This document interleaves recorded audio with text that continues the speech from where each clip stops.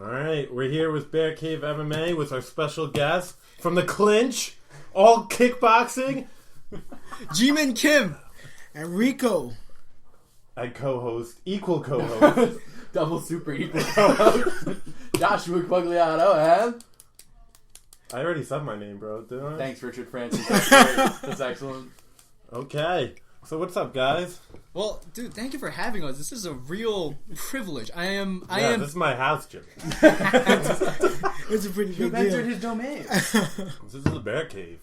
Yeah, dude, this is. Oh my god, I feel. Bear Cave. Look around, breathe it in, bro. You have a panda right there, so I mean... Yeah, the panda is a bear. I made sure to bring enough honey for you guys. Look at it. Oh, you didn't bring like a tribute gift? Oh, this is awkward. something now. has to be sacrificed. He goes like, good thing I got a knife. Just takes out a dagger. So you just ended kickboxing, right? You're done with the club now with you two? Did you guys start it? The club, or was there a club already? Okay, so for those of you who don't know, it was founded by this Japanese guy. He's like the spirit of kickboxing. Kickboxing. His name is He's a Shingo. ghost who lives in Stony Brook Hall. But yeah, his name was Shingo, and I think he studies physics or something, right? And he was running the club for a while, and then I joined, and I was kind of loyal to that club. And then while the semester ended, he just came around and sent a message to everyone and said, "Hey, I'm busy with grad school and I'm busy studying, so there'll be no more kickboxing." Oh. So I took it upon myself to start the club, and then I was running practices. And then a little while after, I ran into my friend Jimin Kim. Is that where you guys met? We didn't meet. Oh, okay, so how we met is a totally different story. It's hot. It was No. You lay it on. So we both go to Stony Brook, and Oh, you do? yeah, yeah, we do. Wow. Just for those who don't know, the gas station. Jimmy's like, oh, They hey. actually got into a street fight. They're like, oh god, you do kickboxing, bro! we were at the. I was at the Union, and I was sitting by myself enjoying my meal, and Jimin comes up to me, and he talks to me, asking me, do we have a moment to talk? So I'm here thinking that he's like some sort of Jehovah's Witness. Yeah.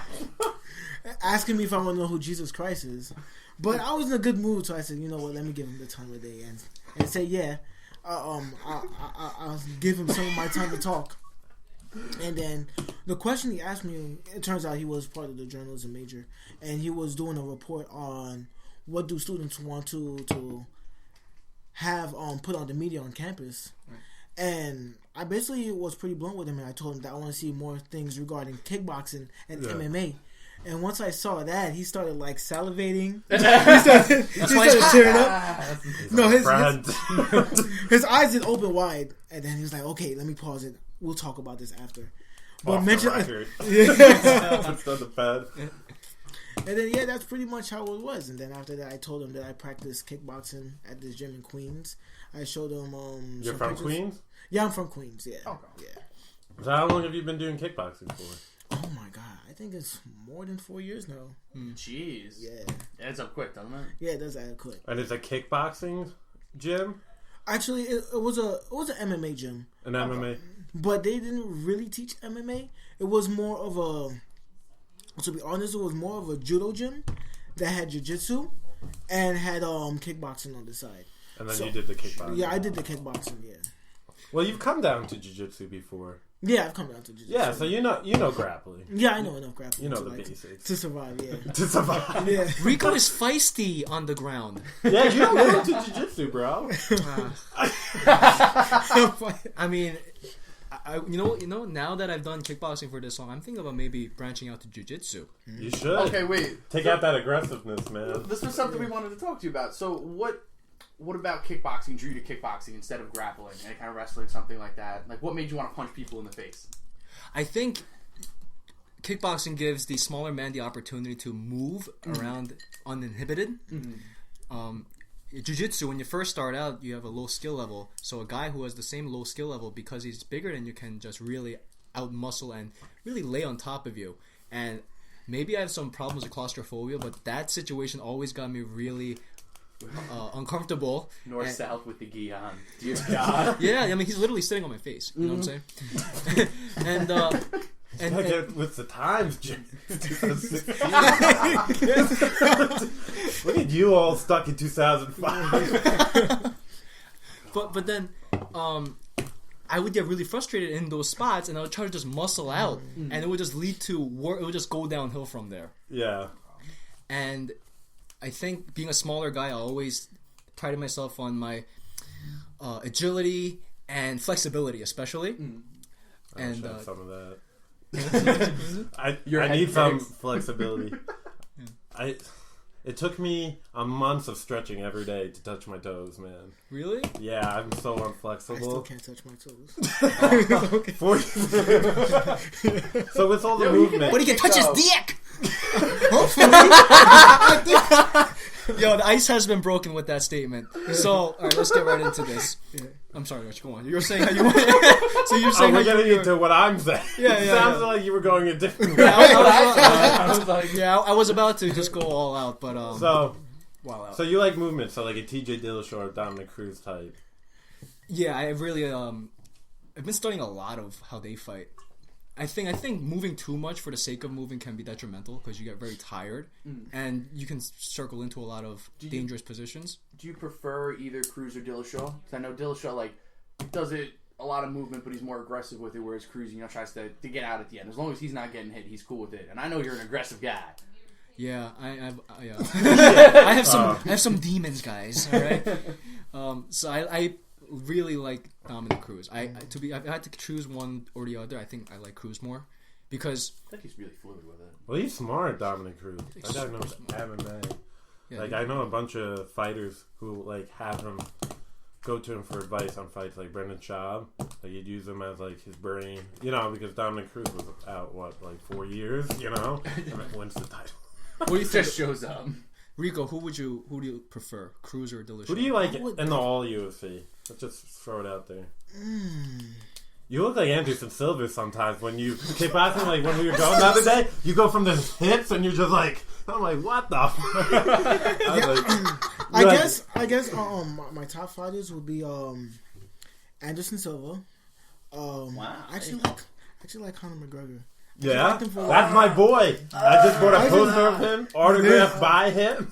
All day I've been hearing autographed that. by him? I got the picture of him knocking out Jose Aldo for the title, autographed by McGregor. Wow, I'm getting it Sharpie? framed. Oh wow. Silver Sharpie, yes. Ooh, silver. And it's authentic. I got it authenticized by Fanatics. Yeah. I hate you. That is dope. Hey, man. Yeah, this guy that Robbie guy. called me at my house. He called my house number. And he's like, hey, I'm your personal memorabilia guy. He's like, you need any more pictures of Conor McGregor and other stuff? Hit me up. I was like, okay, we'll do. Why do you have my own number? He's sitting there in the studio just writing Conor McGregor over and over. He sounds like a sketchy guy. He's like, I have Anderson Silva's soul if you want it. Cost you extra, though. Yo, that must be hurting you then. Anderson Silva just losing to Michael Bisping. Oh my god. Yeah. That was such a winnable fight for Anderson. Was Yeah, it, I was think- it end of round 3, end of round 2, where he got him? End of round 3, I believe, It was right? in When he around threw the 3, knee and to yeah, Bisping. he just fell to the ground. I think he really needed to take time and really analyze the situation. I think he really gets ahead of himself sometimes. I wanted that Uriah Hall fight to happen so badly. Ooh, Uriah Hall. Who do you root for then? Uriah Hall's from Queens. I love them both, so it's hard, right? You would have had to leave Queens rooting for Anderson. And then we come back, move to Brazil. But you reminded me of Anderson Silva because you threw from the hips, and then you're throwing your punches too slow. You're like, I can see him coming. You got to throw him faster. And I'm like, Jimin's not like sparring. He goes hit me, you bitch. Stop trying to hit me. You're a counterpuncher, right? Yeah, I am a counter puncher. Yeah. So I guess I like seeing fighters who like to move a lot. Yeah. And they're more defensive and more in the counter. So I try to emulate those kind of fighters. So Yeah. and that's one of the reasons why I like Anderson Silva so much. Even Yeah, Conor McGregor. he's so counter. Yeah. You see it in the Nick Diaz fight because nothing happened for a lot of it. Because he really wants you to come in. He wants you Forrest Griffin, just come in guns blazing. And then he lights you up. Yeah, Christmas tree. I just want to see Rico taunt like Anderson Silva. Oh, that. I can't see myself doing that yet. I do throw a lot of feints. I do wave my hands in the air sometimes. Yeah, I saw that you were going like this. Yeah. And I was like, oh, Like nunchucks. do I do that too? And I started waving my I started waving them more violent. If I outwave him, I'm winning, right? It works. It works. So, who do you think has the best striking in women's MMA? Between Holly Holm and Joanna, because those are the two top strikers. It's Joanna. Right? Yeah. That's what I like Joanna so much more. She's like a Chuck Liddell type, just sprawl and brawl. Yep. But she's a 6-time Muay Thai world champion, you know? I don't know. I'm not that impressed by Holly Holm. I still haven't joined the hype train. I just think Ronda Rousey was the perfect... What? What hype train? Well, I feel like there's no what do you mean, what It was hype only- train? They're It talking was about only her one fighting title cyborgs. defense. I feel like there wasn't like a big like Holly Holm is the new GOAT. It was like, oh, Ronda just ran everything at her, and then after that was it. That was it. That was the whole hype train. It was over real fucking quick. Yeah, I don't think it was that big of a hype. Yeah, thank you. Oh, okay, guys. Yo, my bad. She was on a lot of talk shows following the Rousey victory. But I think that's because she's got like an elegance to her. Like everything she talks about, she's not like super like, yeah, fuck that bitch. She's just like, you know, like, yeah, she fought really well. I did a good job. You know, she was someone you could have on a talk show without it being ridiculous. Right. It's So almost I was gonna say it's almost similar to like Nate Diaz, Diaz beating Conor McGregor. So he got a lot of coverage recently after the fight, but it kind of like Yeah, that's because McGregor's so huge. His retirement tweet, got more retweets than Kobe's retirement. And then I just wrote an article today. I was telling Josh, there's a whole article about Conor McGregor smiling, leaving dinner with Dana White last night because they had dinner to talk about his next fight. And they're like, oh, he was smiling. So what does this mean? The whole article was like trying to decipher what his smile after dinner. Out of all the useless knowledge I've gotten today, the fact that Conor McGregor was smiling after dinner does not mark on my top 10 things I wish I ever heard at all. I don't think it's on my radar ever. It really pisses me off. There's that much hype on him. He's a great fighter. I can't say he's not a great fighter. I'm just not a fan of him. Have you guys seen that they're talking about Mayweather versus Conor McGregor? Yeah. happening. How good is Conor McGregor striking? Like, in your opinion, is it like elite in the MMA world? Like, Yeah, I'd say it's elite in MMA. In boxing, his boxing compared to Mayweather's boxing wouldn't be. well, It wouldn't be a obviously, fight. but is he? Could he be a professional boxer with his skills right now? Would he be like an average boxer? Average, yeah, I can Like, see him doing could that. he last a couple rounds with Mayweather? He can last a fight. I think he has the chin and the size to last a fight, but I think he would get just peppered. Just Just like like that. outpointed kind of Yeah. by Mayweather. Because Mayweather was talking that that's the only reason he'd come out of retirement now. Do you know how much money that fight would make? At least $100 million. That's my opinion. Ridiculous. That would be- Absolutely ridiculous. Like, I want to see that fight. I'll watch definitely that I see want to see fight. that fight because I want to watch Conor get fucked up. I watched the Nate Diaz I Conor love McGregor that fight last week, and it's still painful for me to watch. I'm having a hard time with it. I had to stop it at one point, like calm down, play again. I was like, the end's coming. I love that fight. That's a great fight, though. I'm not surprised, motherfuckers. That was the greatest post speech ever. I'm not surprised, motherfucker. That's just I don't know. I'm a fan of the Diaz brothers. They're a little spicy. It's something interesting. I'm not saying they're the most, What are you talking about, the Diaz brothers? just in general. No, because you They're a little hate them. spicy. they add something to like MMA. Like they're not all just like like it was a good fight. To like they get into it. They're a little rough around the edges. I feel like it's good. You gotta have some people like that. Seriously. No, because Conor McGregor is so much better. See things. The post-fight analysis with the referee. One opponent down with a stance to take on a second opponent, and in case the first opponent got back Has up. anyone ever told you sound just like I practiced. I had to get it just right. Okay, I want to. How does a striker transfer to MMA? Like, what do you need to do? Because you have people like Joe Schilling and stuff who it doesn't really work out for. And Joe Schilling is one of the best kickboxers out there, right? Right. And then it doesn't really convert to MMA. Is it just because they're worried about the takedowns, or do you have to change up your style, or is there only a certain style that works in MMA? Do you want to take that one? I don't think it's necessarily the style. I think it's you need to be able to neutralize whoever's trying to wrestle you, and being able to be dominant within the clinch, and also disincentivize the person who's trying to take you down. If you're able to do that, then the fight will stand up most of the time. I think what happens is a lot of strikers who try to transition into MMA, who like to fight on the outside and don't focus on dominating within the clinch, or kind of discouraging the opponent from taking the person down. Fighters who are more used to the clinch are going to work out better. I think so, definitely. You know, like a Muay Thai guy who's going to throw knees and elbows, and like really strong in the clinch. Up like the decentivizing too. God, I'm probably butchering that word. But like if someone goes for takedowns repeatedly, you know, if you just get away, they're still going to go. But if you need somebody in the head when they go for a takedown, they're going to start thinking about it. Like, maybe I don't want to do that single leg. Like, maybe I've got better options. That's the difference between Joanna and Chuck. Is that Chuck was literally a quote unquote sprawling brawler, but Joanna makes you not want to take her down because she elbows you if you fuck the Jessica Penny fight is just like hard to watch sometimes. You know, she just breaks the nose, just opening her face up with elbows. Yeah, she really does punish them in and out of the clinch, you know? Right. There was a recent MMA fight between a Glory world champion, Glory kickboxing lightweight champion, Robin van Roosmalen. He debuted in his first MMA fight. You saw that one? And he knocked out his opponent.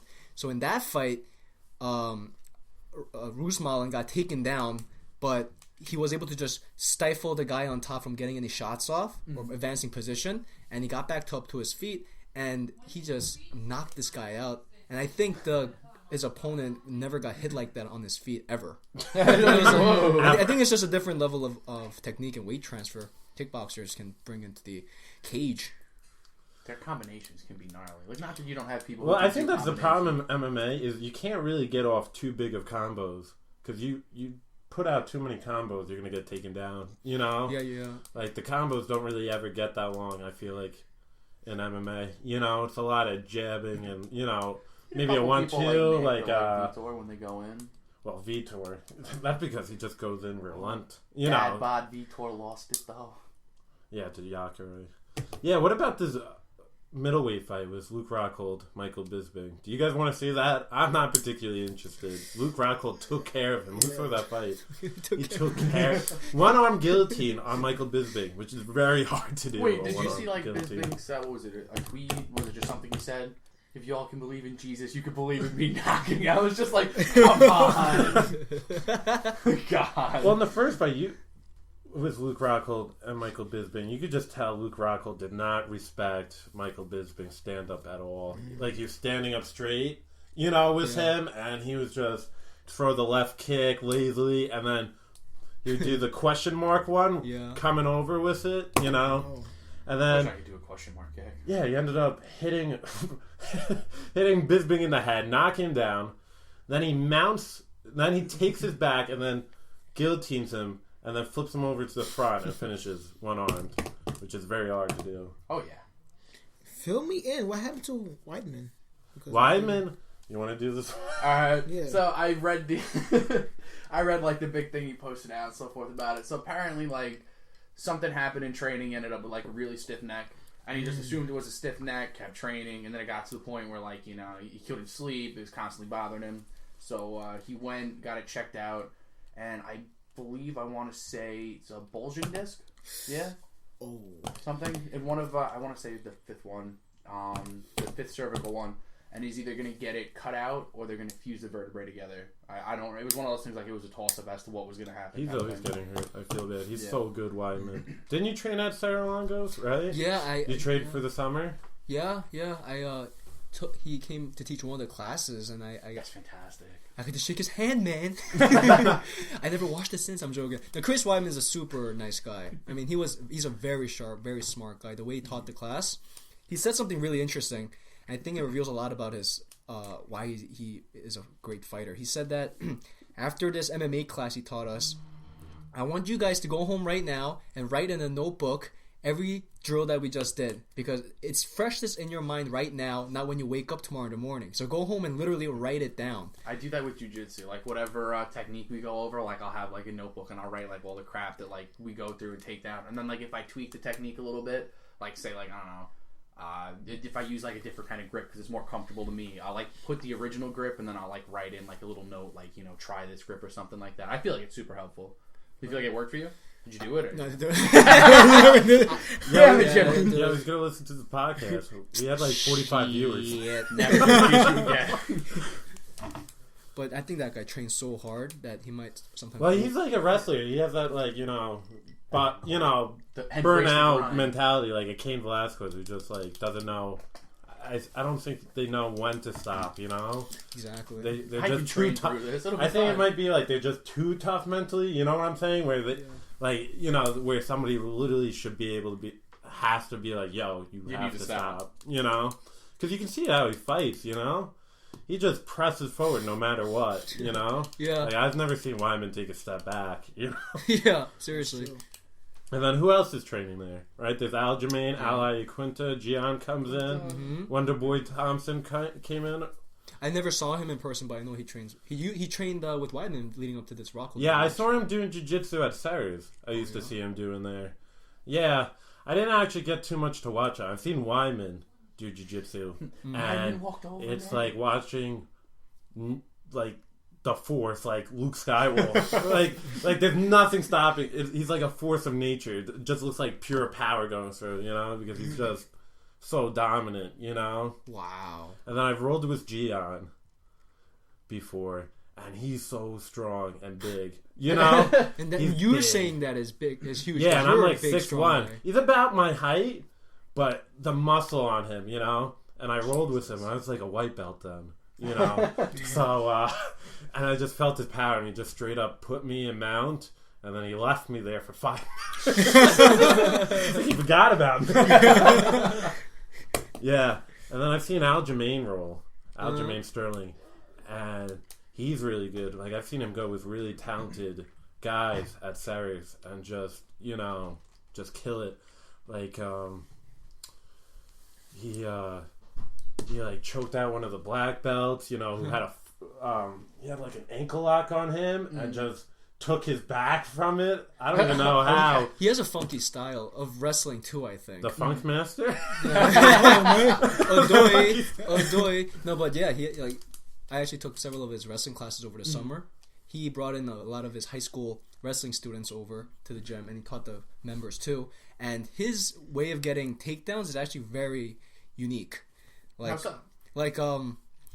He really emphasized hand fighting. This guy, Josh does that, man. Yeah, like grabbing both your opponent's hands and then swinging one arm down to create an opening to go for the leg. He taught a lot of knee tap takedowns. I like the knee tap. After I saw Dominic Cruz, somebody did a big thing on it, and knee taps are fantastic. Oh yeah, you showed me them. They've been working for me. Yeah, dude, knee taps I've been doing them a lot. I'm sorry, I interrupted you. Knee taps. Yeah, and just a very unorthodox way of wrestling, and he's again a very nice guy, and he was so nice that he gave me an interview for a story I did. Did you? I saw that. Yeah, I saw that article. Yeah, you put it up on Facebook, right? Yes. How did I miss that article? Yeah, it was for your damn article. What the hell? I don't know. Maybe it's because you're a racist, bro. Oh my god! We're not gonna forget about that. I'm not gonna let that go. Jesus. Yeah, he's very nice. He let me rep arm bars on him one time. I was like at the gym at an odd hour, and there's no one there except him and Al, I guess training. And he let me rep arm bars on him. Wow. He probably doesn't remember, And I was so quiet. I was like, okay, thanks. And I never said anything after that. He probably felt so awkward. I'm just silently doing arm bars on him. You're like, this guy is I think he's number 4 right now at bantamweight. Yeah, I'm so surprised he's number 4 because no one talks about it. Yeah, that's true. There's been no press coverage on him. The bantamweight division no one talks about anyone except TJ and Dominic Cruz. Everyone might as well not exist in the UFC's eyes. But he's a killer, man. Yeah. He's fighting Brian Caraway. Yeah. It's going to be a good fight. Hopefully. I feel like we've made a Long Island bubble between Joshua and me, and Rico's on the outside. I'm just sticking out. So I'm just the Muay Thai guy. Yeah, no, but Rico's ready for danger though. He's protecting us. He's facing the door. Anyone comes in here. So Rico, talk about your time, Rico. Over the summer, he trained at this very famous Muay Thai gym in Queens, Astoria, called Sitan Muay Thai.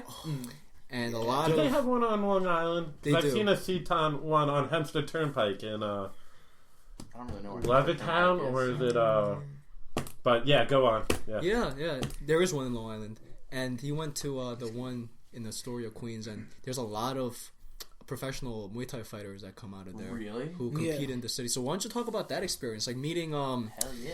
You met Jay Matthias. Is that how you say his last name? Yeah, I think Jay, Matthias, Joel, and Rudy Felix, right? I did not meet Rudy Felix. Okay. It's funny because he added me on Instagram. He added you? Yeah, he added. You didn't add him. You just He added me, then I added him back. But you hesitated. You made him sweat for a day or two. I didn't make him sweat for it. I think the reason why we added each other was because we're both Haitian. Okay. And so I put a post that's Haitian related, and it was very funny. It was like a meme, and then he saw it and he added me. Haitians are very prideful. I've noticed that. They're like Irishmen. They're like professional Haitians. When you're a Haitian, you're like a professional Haitian. If I remember, like, everyone in my Catholic school who was Haitian, let it be known. You know, like they had some kind of Haitian flag in their locker. You know, like they let you know. Like you can't mistake them. Do they talk to you about the Haitian Revolution also? No.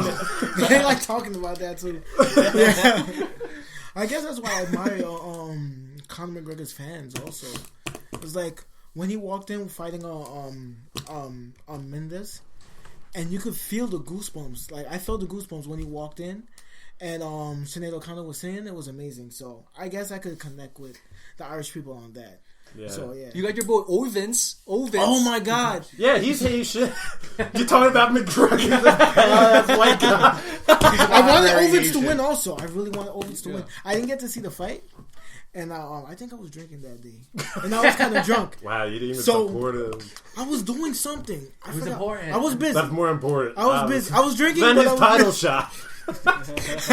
I was busy, but I was drinking at the same time. So yeah, he lets it be known. Ovin St. Preux. I watched one of the promos for a fight, and he's like, "I'm Haitian." Yeah. So my good friend told me, he's like, "Man, Ovens finished the fight. He won." I was drunk as hell. I was running up and down the hall. Like, yeah. I was screaming. Turns out he didn't win. I was so for sad. A second, I was like, maybe this is a different I was fight. very confused, but I was like, I don't want to seem like an idiot. Right, I was like, I don't want to be like, Josh. I was like, I watched that fight, and I watched him lose, but I don't think he did better than I thought he was going to do. I don't know he broke his arm. Yeah, he's got his arm broken. Broke his arm. He did. From blocking one of the kicks, supposedly. Yeah. And then he stayed in. It happened supposedly in like one of the beginning rounds, and he just stayed in there. Had zero idea. Very tough guy. It didn't look like he wasn't using anything. So the Muay Thai gym, was it intense? When I think of Muay Thai, like it just seems super intense. You know? I see you. You know, and you'll be like, "Rich, can you do 10 kicks?" And I'm like, I'm really tired. So I go, 10. And then I'm watching you doing pads with Rico, and you're like, "Ha! Ha! Ha!" And then you look around, and then you bitches want to hold pad for me. I'm like, it's ridiculous how quick you get your leg. He's like, da da da da da da da. Thanks, man.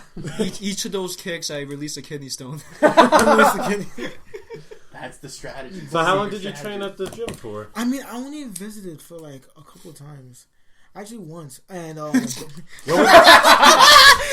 just let it out, bro. I wouldn't make it seem like I've been there a couple of times. I gotta be honest. I only been there once. So what did they do for training? Like, what was the layout? You know, when you walked in? It was warm ups. We did about like. What are the warm-ups? Knees. Like, what do you do? First, they threw us to the bags. That's the first thing. And they made us do 50 knees, right?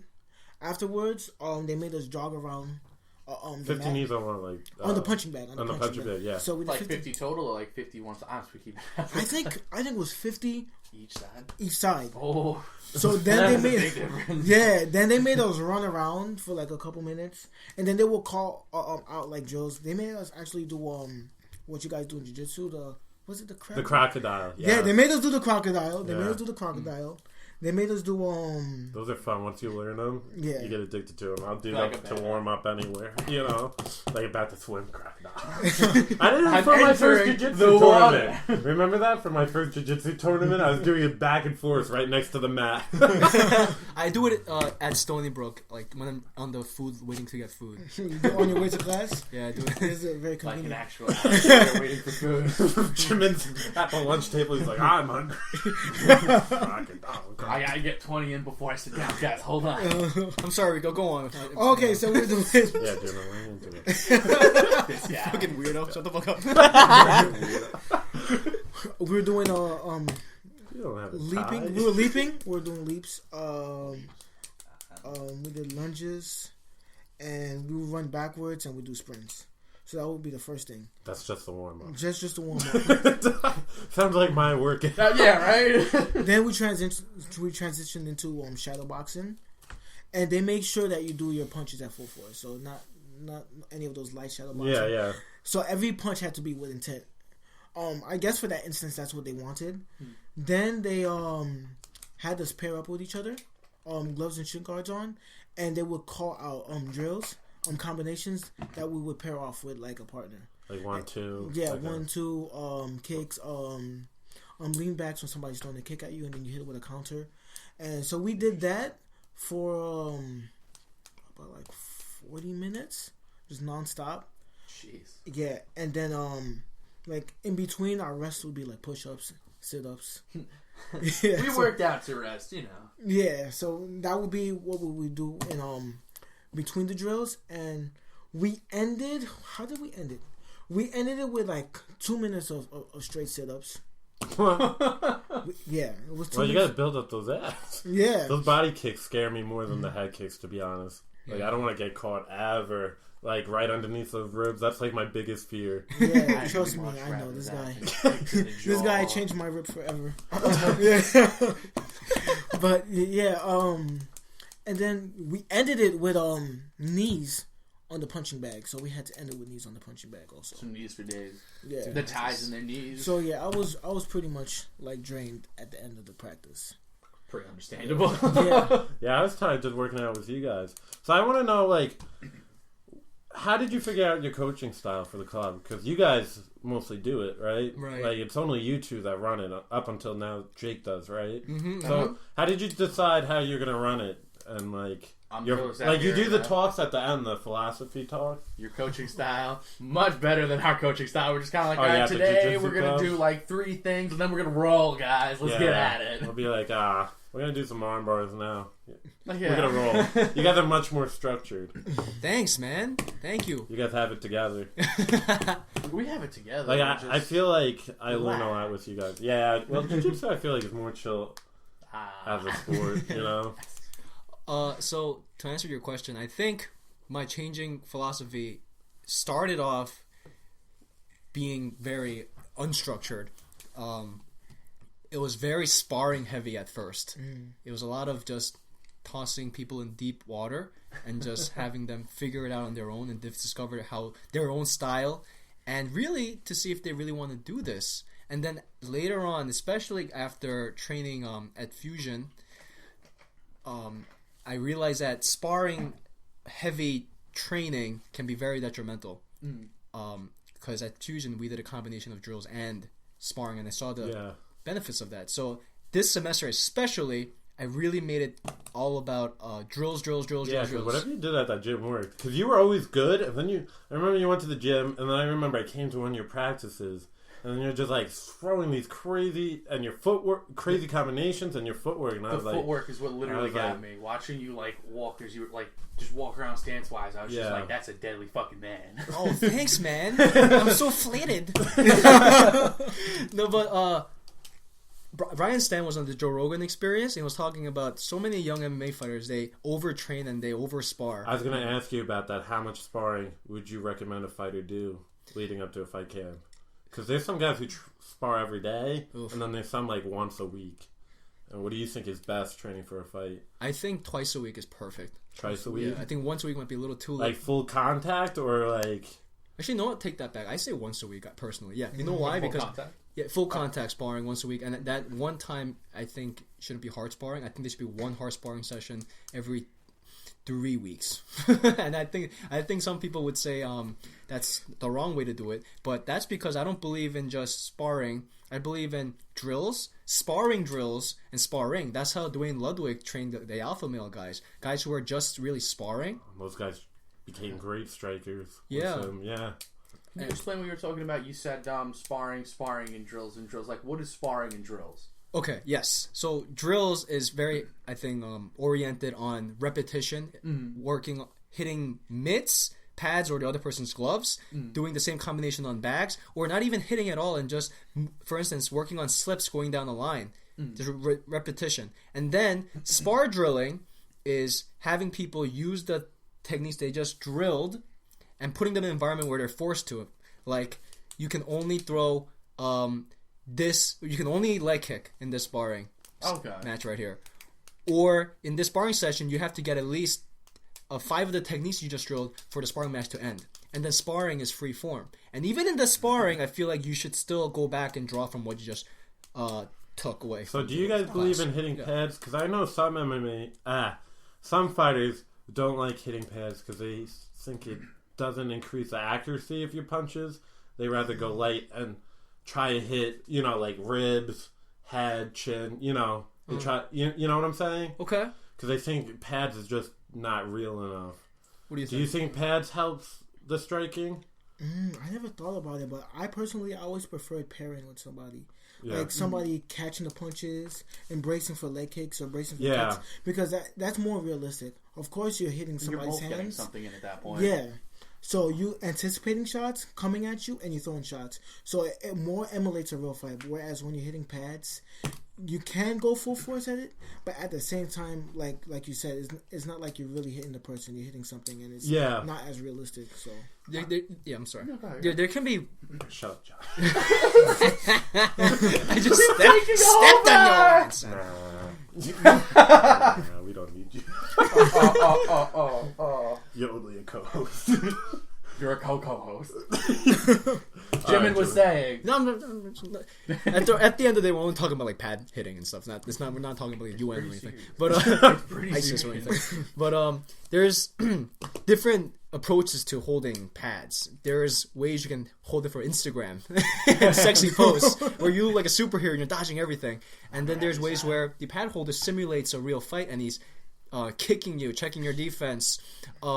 He's not calling out the shots, but he has built up a chemistry and timing with you that when you lift it up, you hit it right away. That's something I learned real recently, which is that reflex to see a mitt go up and hit it right away without tensing up and then throwing, but being so fluid that you just go chill, instead of chill, tense up, that timing takes years of repetition. So, accuracy, I mean, you can hit the pads accurately, I feel like. I think pad training, especially the way the Thais do it, it's very effective. Bring that up. I like the Thai style. Yeah.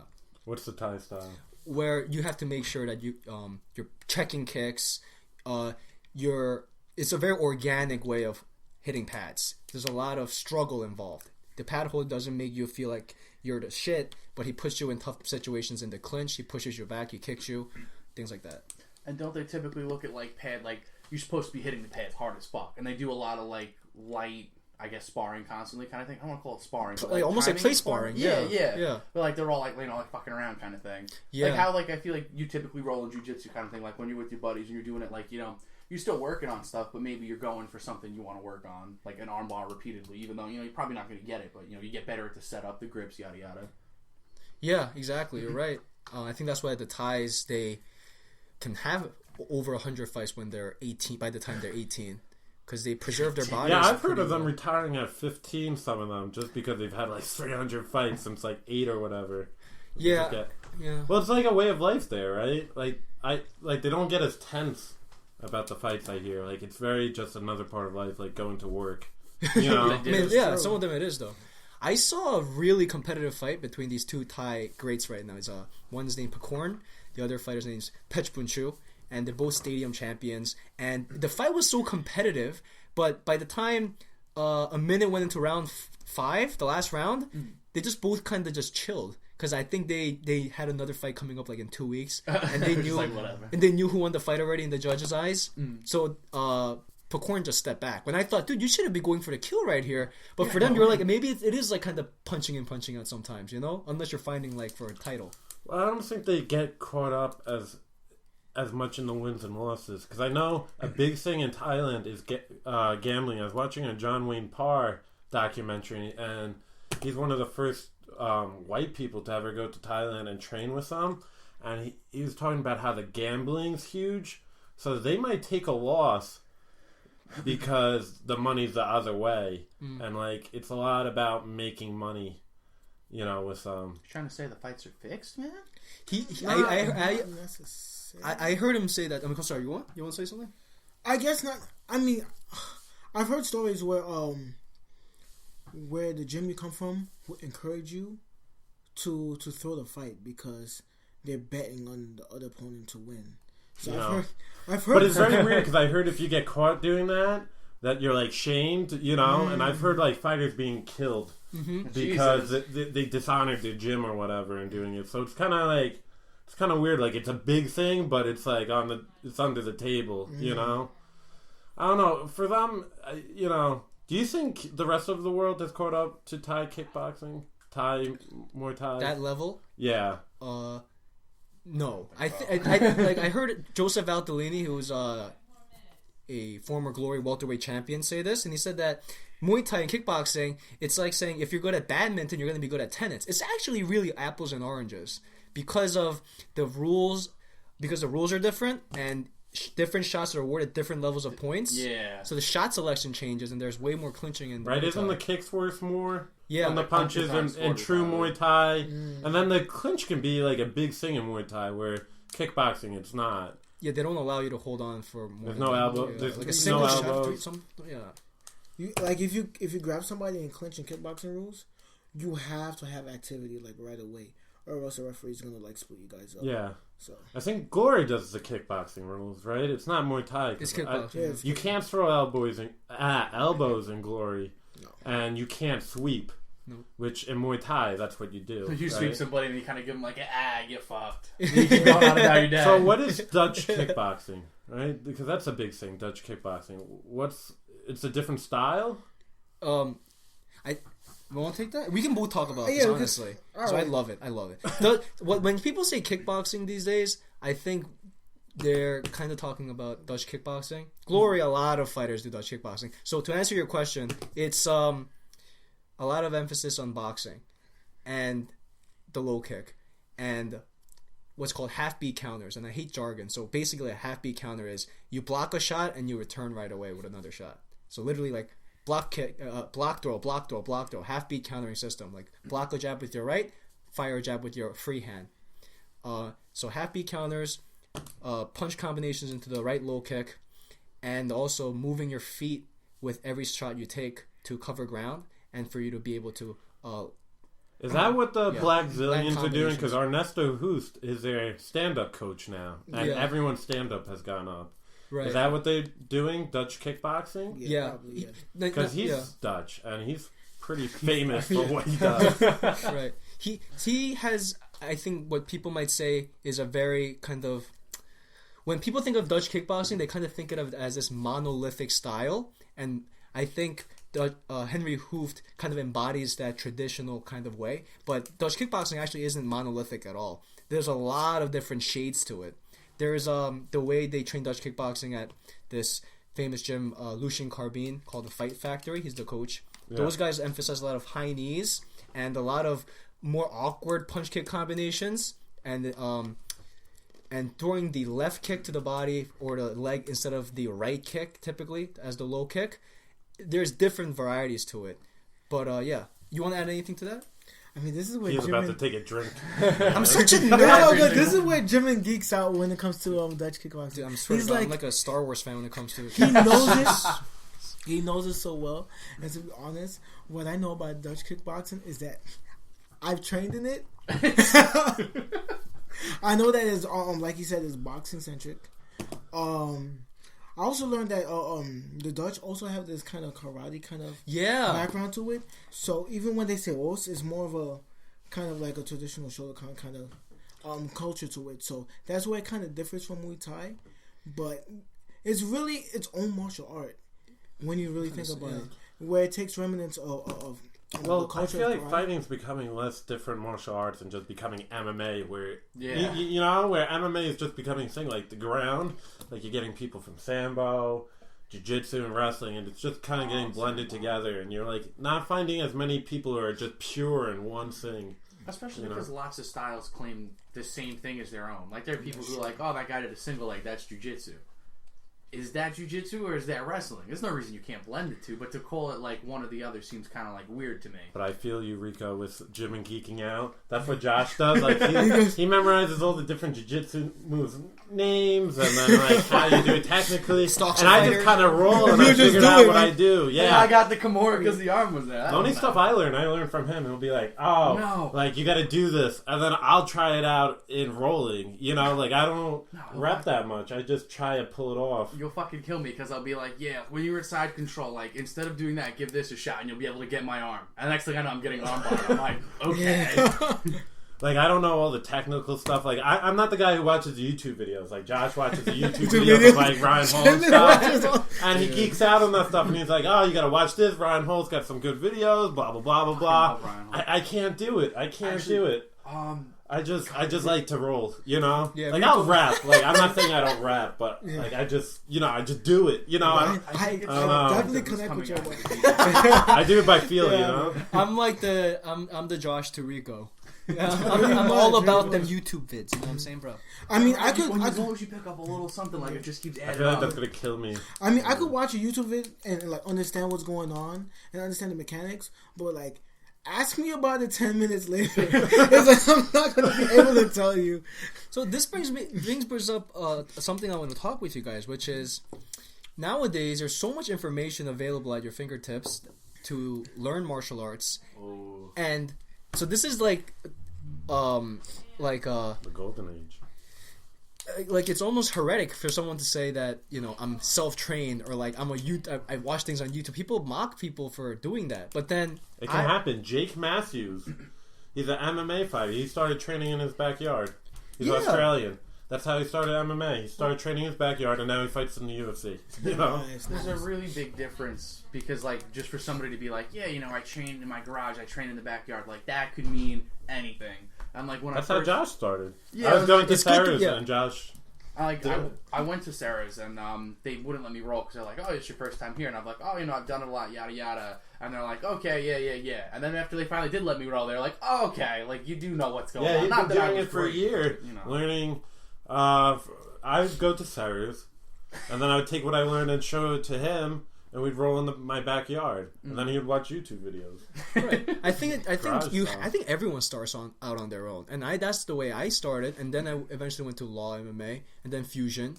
But then, like, who can really say that I train at a gym unless you literally train there like every other day? You know what I'm saying? It's kind of vague unless you're a pro fighter to say I belong to this gym. Everyone's really self-taught if you think about it. True. On your free time, you're really teaching yourself. In the gym, a lot of times I was teaching myself. I feel like that happens a lot more with kickboxing than jiu-jitsu because, like, jiu-jitsu, you go in.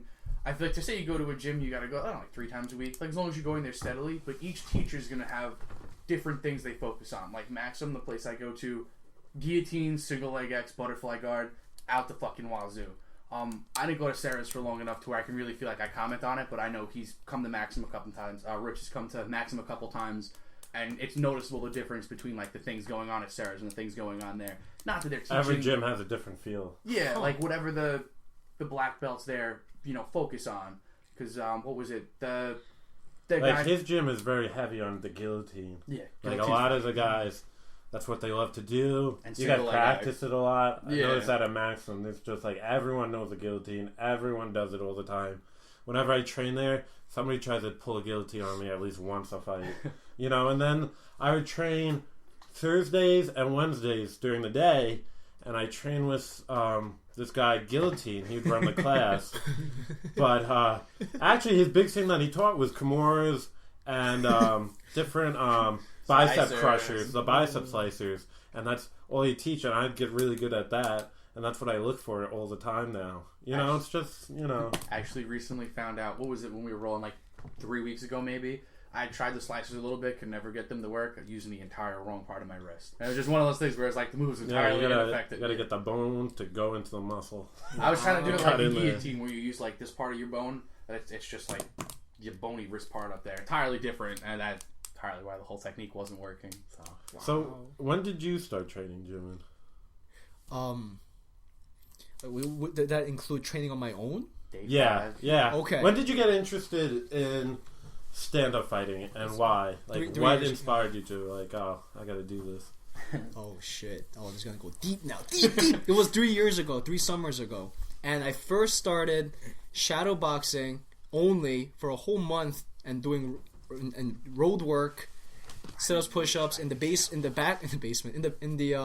backyard of my Stony Brook off campus house for a whole month over a summer session when I was taking classes. I would shadow box like every day. Did you just do it like with the windows? With the windows, you mean? What do you mean? Shadow box with that. When I think shadow boxing, I think like you're looking in a mirror trying to do it like that. I'm making myself look stupid. The windows at Stony Brook are shiny. You look through a window. You see your reflection. Fuck You're staring at the neighbor. Taking my pants off, you know what I'm saying? He's trying to watch Netflix, and you're just like, ha ha ha ha. No, I wish, because that would have helped me a lot. But I was actually just doing it at night, and like 4 a.m. and running at 4 a.m. It was crazy. And dude, to be honest, I first did it because I wanted to like get fit to impress this girl at my church. Whatever motivates. No, I'm not even joking though. Seriously, because like I thought like why shouldn't I work out? I mean, not just for her, but really, why for me. Yeah. For me, why shouldn't? And I just fucking... Dude, it was like monastic. It was creepy, dude. It was genuinely creepy. I would fucking do push-ups for this chick. And that one thing led to the next. And it's a beautiful thing because now I have a job that's involved with UFC because of my love for... If I didn't fall in love with kickboxing, I did we get with UFC. this girl? I needed to ask that. No, I didn't. You got me. Guess what? You found me. Yeah. He found the black man. I was so disappointed when I came home. Yeah, I was taken. No, I didn't. But guess what? I asked her out. So, I mean, that's all you can do. I took a chance. Of course, I always ask him out. It's not I just hold on to myself, you know what I'm saying? I don't just hold my knees in the fetal position. She's like, I'm more of a jiu-jitsu. But alright, so let's talk about this job. Give me the lowdown on it, because I'm super interested and it sounds awesome. A little self-promotion never hurt. Thanks, man. A little LinkedIn plugging. So I'm going to be working full-time at Topps. It's the trading card company Topps, and we're launching a cool app for UFC trading cards. Yo, give it a shout out, man. Shout out! And I'm not sure how much I can talk about until it's released, but oh, it's top secret. Yeah, why did you got the first lowdown from us. Just saying. So my job as associate producer for this app is coming up with content ideas. For example, right now I'm assembling booster packs and themes. For instance, Brazilian stars or top strikers, and putting in fighters for all these as well as their images. GSP in the top striker booster pack. We'll see. He better be. My boy Rush better be in there. Oh my god, my friends are gonna be like, why ain't Jose Aldo in? Why ain't Conor McGregor in the? What about Overshin Crew? Is he in there? The only thing that really matters. No, but I'm truly blessed because there's a lot of kids who graduate and it's hard finding a job these days, man. And to bring it to a real place, the unemployment rate is the highest it's been since the recession. No, tell me about it.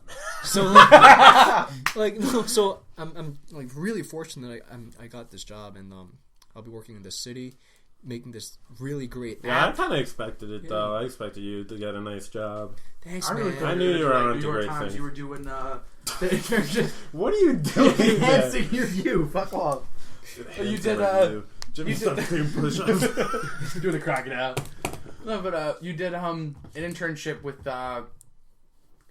fucking shit, dude. Newsday, there you go. I'm like, New York something. I really thought that was the biggest newspaper on Long Island. I frequently read the newspaper because I'm up to date with all news and everything. No, you're a millennial, Josh. Facebook headlines, that's what it's all about now. Yeah, man. So I guess I'm just like, all right, fuck that. Let's bring it back. Weird. No, my peers reject me. You know what's really interesting about this job is that my dream has always been that I get to watch UFC and MMA like it's news. Because when I was, I'm gonna get my journalism degree. I'm graduating tomorrow, so when I'm taking my journalism classes, my professors always emphasize you can't work for the Times unless you read the Times, and it was work for me to go out and read these stories. But now that kind of news is UFC news. Yeah, watching fights is actually important for me because when Chris Weidman or all these guys get injured, it influences how I structure these packs. Yeah. If a fighter gets in a brawl and suspended, I might think twice about including him in the pack because that fighter can lose relevance. Or if a fighter who I thought is a hot prospect all of a sudden goes on a losing streak, well then he can't be a top prospect. What happened to Sage? Is he alive? Sage Northcutt? Yeah. Does he have a fight coming up? Does he? I think he has to, right? Like he was like, and then it just disappeared. I don't have to. I don't know. Well, he's young. He's probably training a lot. So. Getting ready for the next fight because 2 losses for him would kill him. He's riding this high, and then that last loss. He should have fought that fight. He had strep going in it. Right. And then, he gets caught with an arm triangle, which is crushing the throat, Just a little bit. But I'm pretty sure he does have a fight coming up. That guy's a freak. That guy's a genetic freak. Yeah. Like, have you seen him move? Like, he does front flips in place. Like, he doesn't jump up. He like just those fucking does flipping them. dogs. I'm like, holy mackerel. Yeah, I want to borrow his pecs because I can't go chest. I gotta take his abs. Have you seen his I was gonna abs? say, He yeah. has amazing abs, yo. You could grate cheese on those. Yep. Rico, now you be want to talk worried? about Sage Northcutt's physical attributes or anything like that, bro? You know what I'm saying, bro? Anything you want to add? It's just the abs, man. I have like a 1-pack going on over here. I I like got the keg. Yeah. There we go. But that's what I'm talking about. I'm gonna assemble a pack called. I'm not gonna do this. I'm joking. But like hot and hot male fighters. We're not doing this. But as a gag, I would put like Sage. No, we gotta get the Northcutt. hottest female fighters in there. That was like some the Misha reverse. Tate, some Ronda Rousey's, some Paige Van Zandt. Oh, Claudia's good. Yeah, she's good looking. I still can't root for her though. I need Joanna She's gonna to fuck win. Joanna I got up. that Polish connection with She her. already fought her way into my heart. She's gonna fuck Joanna up. It's happening. Oh, you know what I want to ask you guys? With Muay Thai, it's a lot on the shins. What do you guys do so your shins do not break? Like, if you're kicking every day, Right. Don't be a little bitch. really? That's can take it? this That's all you do? Nothing else? Like, what do you do? When I trained at ITC, what we did was we had this punching bag that was extra hard and had a lot of the material, whatever's in it, at the bottom, and they had it on the floor. So we would practice kicking that, and we would kick it not to like full force, but at like a medium kind of speed, so it doesn't hurt us too much, but it bends us, but not breaks us. So I guess you can condition your shins that way. And science says that if you have like micro fractures on your shins, it actually hardens your shin bones, so you're able to kick harder. Yeah, I know the guy at Serres who runs the kickboxing. He says all the nerves in his shin are dead because he's been kicking things for 20 years, Right. And I guess you just build it up like a callus and you just build them up. Your shin gets flat. It gets flat, and I can already tell. Like my shins weren't like this 3 years ago, and they're, to be honest, they're kind of like still sensitive, way more sensitive than obviously these guys that do this full time. And I saw a video clip of Maurice Smith talk about how you should go about conditioning your legs, and he said you don't want to hit a sandbag, heavy bag, because you can kind of hurt yourself badly that way. And he doesn't have a problem with it. He kicks like like a boxing punching bag with his all legs I and he had in legs my kick it. house. I can't do it. It hurts me too much. Well, the first week or so I did it, like it was fucking brutal. And then it was just one of those things where it's like either I don't kick the bag or I get used to it. Because you don't want to like damage it so much and not make micro fractures, but an actual fracture. Because then you don't condition after that. You just literally you gotta let it rest, and that's when you the nerves go back or something. But you want to just chip it down, like harden it little by little by little, and hitting rubber heavy bags like Thai long bags and pads, and that can be really effective. And fighting, I don't think you get better conditioning for your shins than if you were to fight without shin guards on, like the Thais do when they're going up. So for me, these are still kind of tender. So I make sure that we don't really spar without shin guards on. But the few times I have, I realize I'm way more selective about how much and where I kick. Oh, dude, I punch way more.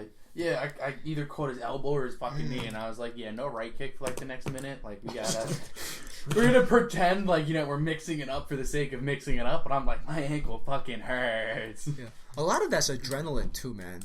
I bet you, like, if that was a real fight and there was money on the line, you would go, fuck it, I'm slinging this shit on his head. There was one guy, I think this was on like Joe Rogan podcast or something. They were talking about him. Crazy fucking fighter. Ramon Deckers, right? He like fucked up his foot and like so he switched to like I guess southpaw or something, and then like he wanted to throw the kick, so he just switched it back. So he's like, fuck it. Like his leg was all sorts of like fucked up. They're like, you know, we might have to cut it off, or whatever. He's like, oh, I'm still fucking throwing the kick, so deal with it. I'm like, Jesus. What do you think the ideology of Muay Thai is? That's so much different than all the others, because Muay Thai seems to be the best stand-up that translates to MMA. You know, like it seems to be a lot more effective than the karate guys that come into MMA. You know, and some of the other stand-ups. So we can both answer this, but my take is that the reason why Muay Thai is so it has been so dominant in MMA is because it's such a workman-like art. It's very practical. It's actually Muay Thai encourages process to win, and what I mean by that is, you know, Demetrius Johnson's a process-heavy fighter. He's trying to land points, and by landing points, he's wearing you down. A lot of attritive work to the body and the legs.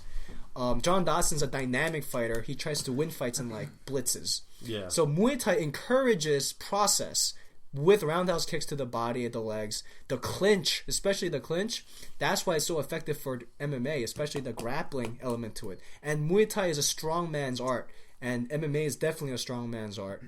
And a lot of shots, all the shots in Muay Thai are high percentage shots, landing wise. And I think that the dexterity it requires to land a crescent kick compared to a roundhouse kick, you can teach a guy to land that roundhouse kick that way later in life, but to land it as a crescent kick, you got to learn from the crib. I think you got to kind of grow up with those muscle habits through puberty, throwing crescent kicks like a Sage Northcutt. Otherwise, it's kind of hard to like learn piano at a later age. But the roundhouse kicks are very workmanlike. You can learn it if you just work on it every day. I mean, the roundhouse kick, don't get me wrong, like, you know, that takes a lifetime to master too. Yeah. There's a difference between the best and the but I think it's just a little different in that sense. Rico! Yeah, I agree with you.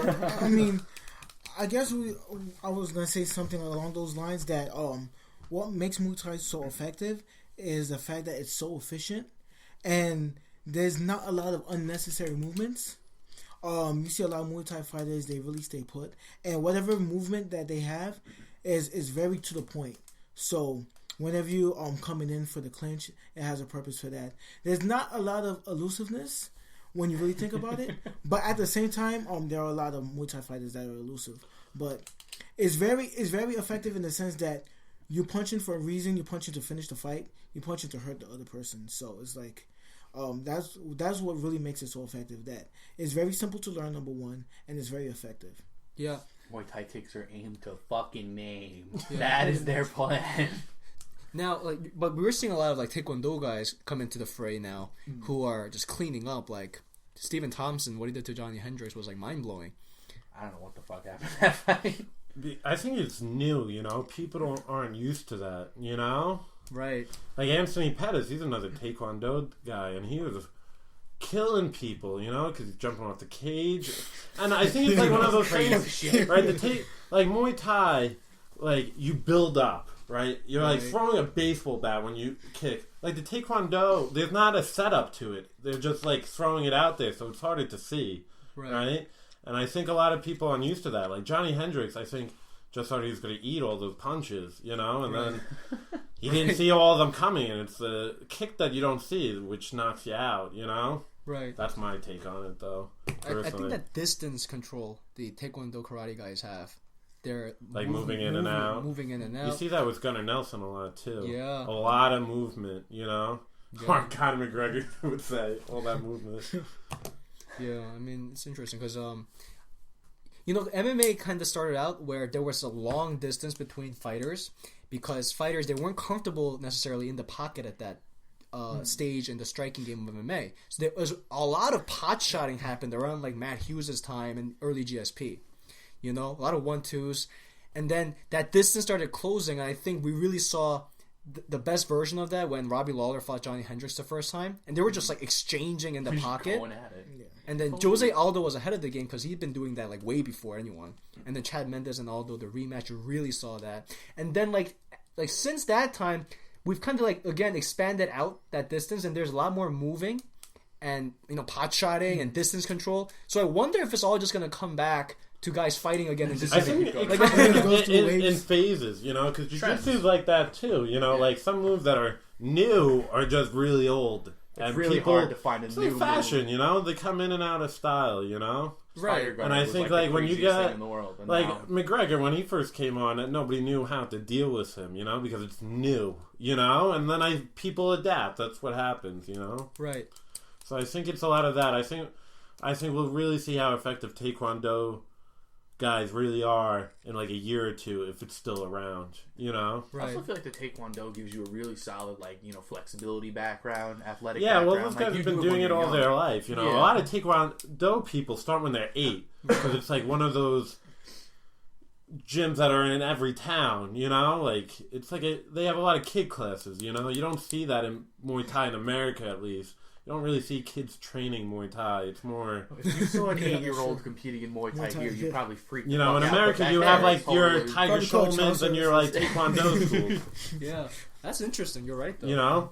Jiu-Jitsu too. I mean, Jiu-Jitsu starting with kids now. Yeah, Sarah's has a lot of kids classes, but no one knew what Jiu-Jitsu was. Everyone who starts, we start out when we were 21.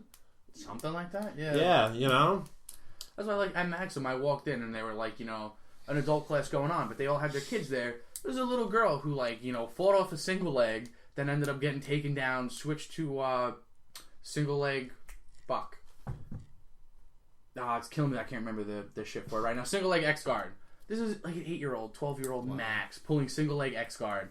And 2 years ago, I had no idea what the hell single leg X guard was, and this is just something she does naturally. It's just it's becoming more popular. Who knew what an armbar was when we were kids? No one. I only heard of MMA, UFC 4 years ago. I started watching it. 3 years ago. I started watching UFC because that's what made me start with jiu-jitsu. I actually started out when I watched UFC. That's what got me into martial arts. I always watched Jackie Chan as a kid, but I was always into that kind of stuff. But it was really the UFC. I would see Michael Bisping, Diego Sanchez, beginning guys. So I actually started with Aikido, and that didn't stick. I did that for a month or two. Didn't work out too well? Because there was no sparring. You just repped, and I have ADHD, so I can't do that. I need to be physical. So I was boxing's the thing. I was boxing. I was okay, I'm a boxer now. So I went to a boxing gym. Didn't really work out. It was too solitary for me. You're hitting the bag by yourself, and you're throwing combinations by yourself. But if you're not so it's a lot of solitary training, And then Sarah, he's a huge name, Right. And I knew his gym was in Levittown by my grandmother's, so I come in there, and you can roll without getting knocked out. Right. Boxing, if you're sparring, you're sparring, Jiu-jitsu, you can do. We can roll for hours and not get hurt, And I love that. So, with Sarah's, what we do is you warm up, you rep move, they'll teach you a move, you rep it for half an hour, and then you roll. And that's what I love. So it's active, That's what I love, And then I'm learning from the best of Sarah. That's what got me hooked, You see Sarah teaching you, and he actually cares about you, and because one of the first days, Sarah came up to me and talked to me, and was wanted to know my name. Wow. Yeah. Your name, shit. Yeah. And the first week, he taught me an armbar, so you really felt he gave a shit, and it wasn't you were just giving him money to help the Sarah name, Right. And I just got hooked from there. And jiu-jitsu is a lot friendlier. I feel it's not aggressive by nature. You get a lot of middle-aged guys who are looking for something to do and stay active. I feel some of the other martial arts, Muay Thai, it's a lot more intense. You have to have that different mental switch to fucking throw a kick at someone. I definitely agree with you. You know? Talk about that, yeah. Because when I was at ITC in Astoria, whenever they had jiu-jitsu class, the instructor will put on the Bob Marley. Yeah. So you have Bob Marley playing in the background. Everybody is rolling like, and he's stuff. not Haitian. That's bullshit. Some Jamaican bullshit. Yeah, man. It was still chill nonetheless. Fucking poser. But then when I went to the kickboxing class, they had like the hardcore hip hop in the background. Yeah. Had the 3-6 Mafia. Hit him with the left. Hit him with the right. I'm like gritting my teeth, sweating. The instructor's yelling at you, talking about, "Oh, you gonna do this in the fight? What you gonna do in the fight?" This, that, and the third. So it was a different mentality. So I definitely agree with you with that. That's interesting, man. Because in Thailand, we were talking about this earlier. They murder the bag and the pads, but then they like fool around when they spar. The clinching's actually pretty hard, but their sparring's like very easy. So Jiu-jitsu, it's a pretty relaxed style. Jiu-jitsu, but I feel like jiu-jitsu is one of those it's not things. encouraged to like go full on and rolling with And other if people. you do, like, I feel like it's really easy. If someone goes too hard for you in jiu-jitsu, you can tab if you really have to, but you can also just, slow your pace down. Let them get side control. Okay, they have side control. That's it. If you let somebody go ape shit in, like, kickboxing, Muay Thai, whatever, you get hit in the face more and more and more. It's gonna piss you off. Yeah, and there's like you're not pressured to like not be a pussy in jiu-jitsu and tell someone like to go easy. Like if you're like if someone's like ripping shit, you can like be like relax, or be like I'm going for a light roll. You know what I'm saying? People will match your intensity. I feel like I feel like there's a lot more pride in stand up. Like you get those people who need to prove themselves. You get that in jiu-jitsu too. Sometimes with the beginning. But stand up, like people sometimes just want to murk you, Yeah, they had a bad day at the office. And they want to take it out on your face. I'm guilty of that shit, sadly. I mean, I learned that the hard way. I mean, like, seriously, I would...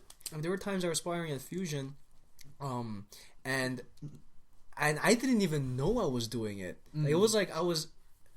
being remote, I felt like I was on autopilot, just going hard until I realized, holy shit, I'm like pissing these guys off, and I got rocked a few times, but I still came back. That's like, another thing in jiu-jitsu. If you go too hard, it's like a black belt or something. Like, they have no problem riding you out, mounting you, and just like they won't even choke you out. Like they'll just make you take the 5 minutes of mount. Which is like, if it's summer and you're in the gi, it feels like 150 degrees. They really sit on you for like 5 minutes? Yeah, I had this one brown belt I was rolling with, and there was no time limit. Like, he asked me to roll after class, and he's an upper belt, so you can't say no, even though I'm tired.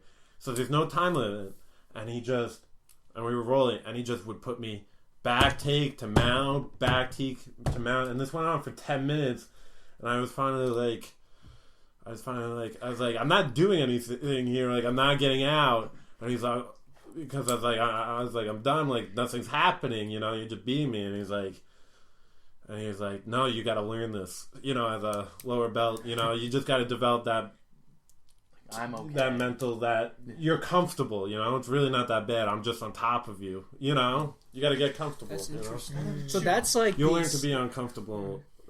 Comfortable in uncomfortable situations. And you can be made, like, I feel like punished is a weird word, but you can be punished without it, like, hurting you. It just really sucks. Like, a lot of gyms, I'm not sure how prevalent it is now, because I don't really think there's dojo storms going on now. I mean, I've seen, like, random clips of it, but, like, you got a couple guys in there that are, like, the guys have been there for a while, they know what's up, they're the hard competitors, and if they see you being a dick, they'll roll with you, and they'll go knee on belly on you, and they'll just hang out, and it's one of those things where, like, I know we've done that at Stony Brook Jiu-Jitsu Club. Sometimes it happens. It's one of those things where it's like, all right, somebody's going a little too hard, so it's like, hey, you're going to get the knee on belly for a while, we're going to hang out here, and after you realize, Well, you get people who, like, scrape at your face and stuff, they'll pull your face to try and put the choke in, and it's like, alright. Like, you can neutralize someone and make them feel a little silly, and I guess get them to like, feel I'm sorry, introspective. Marcel, go see you. Does it ever get to a point where you pull on a submission lock harder to teach this guy a lesson? Is that a form of punishment in any gym? No. Never. Because you don't rip submissions. Okay, you so don't want that's to hurt good. someone. Because that's actually worse if you think about it than maybe punching someone hard to teach them. I never rip a submission. The only submission you can... I don't even want to say rip, but you can get away with, like, if someone's really being a dick, you finally get the choke in, you give them a little extra squeeze. Like, I'm not saying after they tap, you squeeze hard, but you know when you get it and you're just like, all right, now here we go, and you give them, like, the real tight squeeze. Worst case, you know. Yeah, you never rip the submission. I mean, like, I rather let go of the submission than rip it. You know, if someone's, like, really not tapping... Like, Jordan does that all the time. Jordan, you know, Jordan? Yeah, Jordan, like, because, you know, he's big and strong, you know? Sometimes he just doesn't tap, and you just got to be like, you just have to let go. Like, I've gotten into some more where I have it going past him, and I was like, this can't be good for your shoulder. And you just let go, and you got to go for something else, which kind of helps your training anyway. Yeah, something you can play with, catch and release. Because what I do is, like, if I get a submission, is I initially rip it to get it free, but not past the point where it's hurting them, and then I slowly increase the pressure, you know, until they know, like, I have it. You know, like, if I have an arm bar, like, I'll break it free, like, if they're holding on to it, I'll break the arm free, but I'll slowly bridge into it, you know? And hopefully, you know, like, jiu-jitsu, you know, if you want to survive, you got to learn to tap early. You know, that's just the game. Are there ever gyms or instances where the guy doesn't tap, so the person actually breaks? Is that ever a thing? I haven't. I mean, I know some of the upper belts, they're so good. Like, if you just hold out, they'll, you know, do full force into it, you know? Is that inadvertently because they're just at a higher skill level? Yeah, sometimes it is. I mean, like, sometimes their arm bars are just so tight. Yeah, they don't realize. That they're just, you know, falling back with it, you know? And it's not even like they're trying to rip it. It's just their technique's that good. So you just got to get used to tapping, you know? If a white belt throws an arm bar on me, you know, I can be fine. Like, I'll play around with him having my armbar extended because they haven't learned that muscle memory to truly get it, you know? But if I'm rolling with a brown belt, I better be ready to tap. The one black belt, he was showing us, we were repping this. This was a technique he showed us, the ankle lock. You know the black belt I'm talking about. His straight ankle locks are tight enough to the point where, like, he puts it on, he doesn't even have the grip for it, and you're already like, I kind of want to tap now. And you're kind of like, you know, trying not to tap. Yeah, I've had times where the instructor has put a choke on, and you're going to sleep as he's instructing. Because they know where to put, you know, they've been doing it for years, that they know where to put it. And jiu-jitsu, a quarter of an inch can change a choke. Oh, yeah. You know, I've sat there before with a choke, and I just slightly moved my hand like a quarter of an inch, and that's what made the tap happen, you know? So my last thing is, in those instances where you're about to feel it pop or go to sleep, are you tapping because you're afraid this guy will actually do that? Or are you doing it... I'm just curious. I feel like it's just afraid of getting hurt. Because, you know, at the end of the game, you don't... Unless you really know the guy, like, I know Josh. Yeah, so I know he'll go slow, but if you don't know the guy... If you go to a different gym, sometimes I've done that, or roll someone new, you don't know what they're like. He might not catch and release, like what you guys were saying. That's interesting. You know, for the most part, everyone's pretty relaxed, but then some guys, you know, really go hard. Like, Tuesday nights at Sarah's are the hardest night. The professional MMA fighters come out, and they roll. And there's this one Russian guy who would come to Sarah's, and I guess he was training for some kind of fight. He wasn't from America, you know, his English was very rough. And he would rip things, and I was getting hurt at first. You know, like, he would get an ankle lock and he'd rip it, and you just got to learn to tap early. Oh my god! You know, there's some people you just know, like. And then there's some guys, you know, who are very relaxed about it. You know, most of them are relaxed about it. You know, but it's better to be safe than sorry. You know. Yeah. Ooh.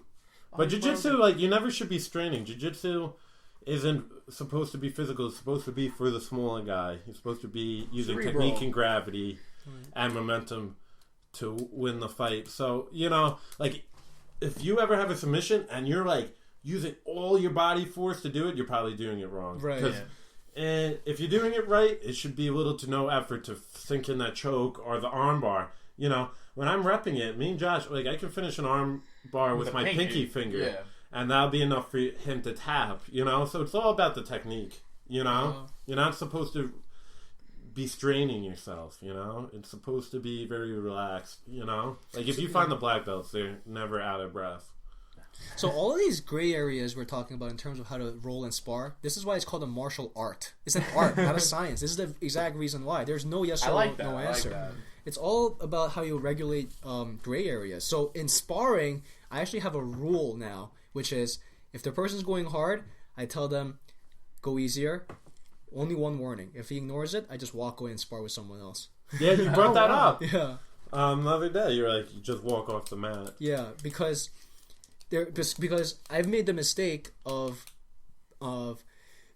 sparring, and when it's going hard and it's turned into an arms race, I just tap the other guy in the face lightly with like baby hooks and jabs, so silent body language to let him know that we should go easy.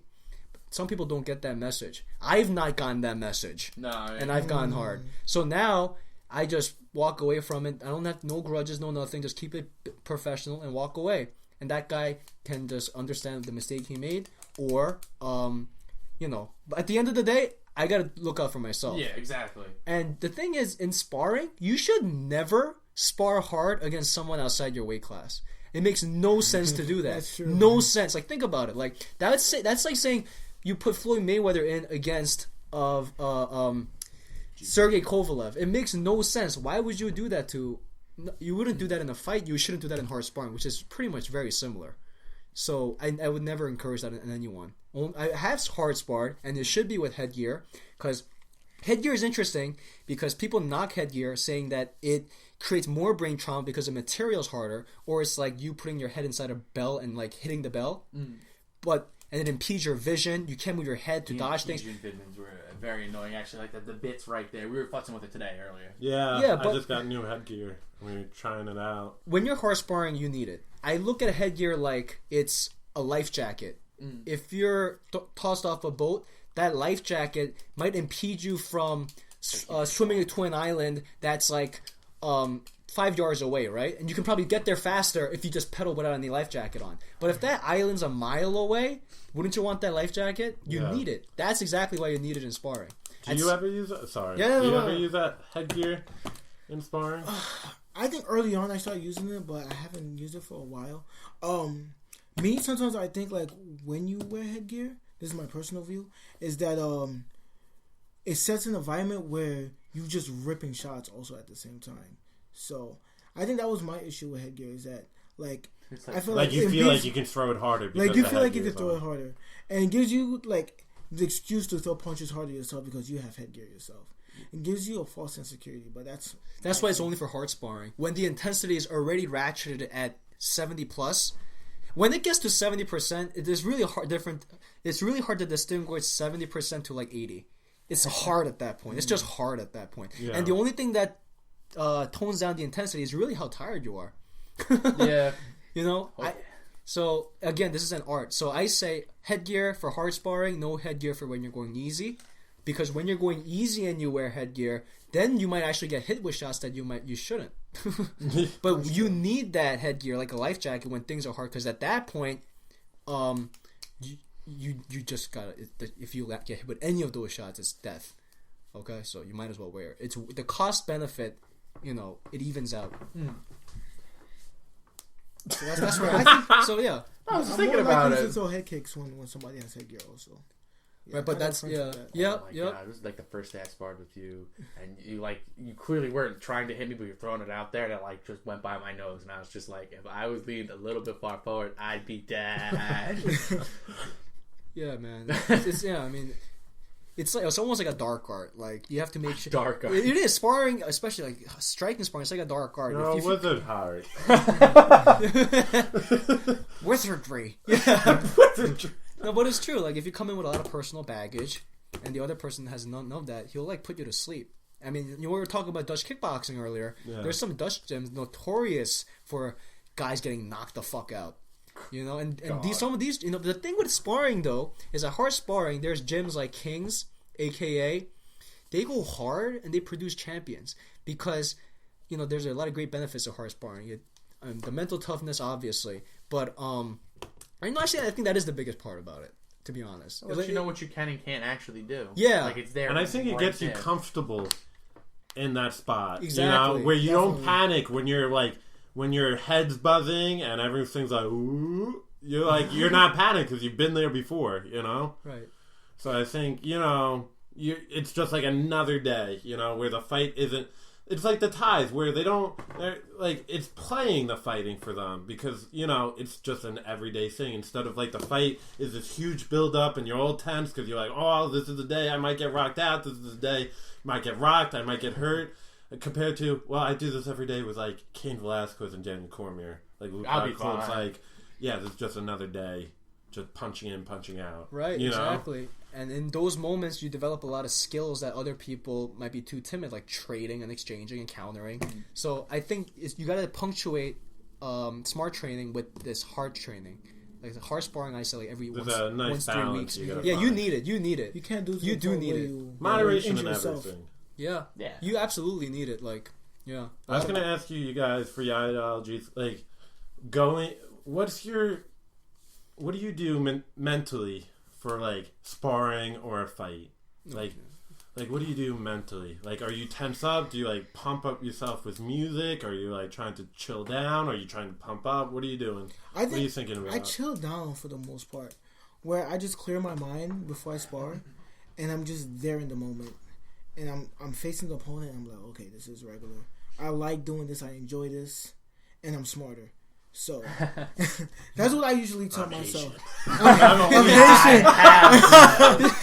I'm already better than this motherfucker. Yeah. Well, I have a checklist of things I go down, and this checklist doesn't change. And on that, like, this is basic things like defense, counters, footwork, distance, rhythm, feints, setups.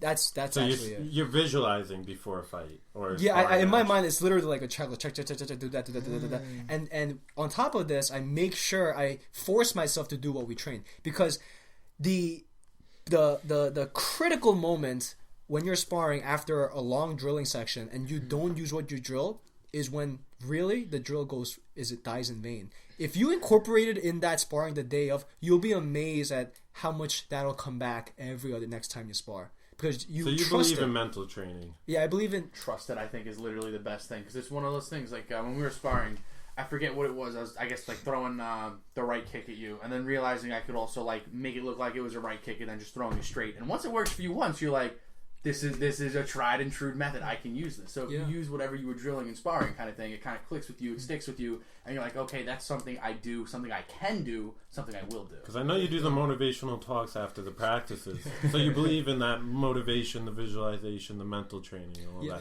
That's why I asked you, because you always do the.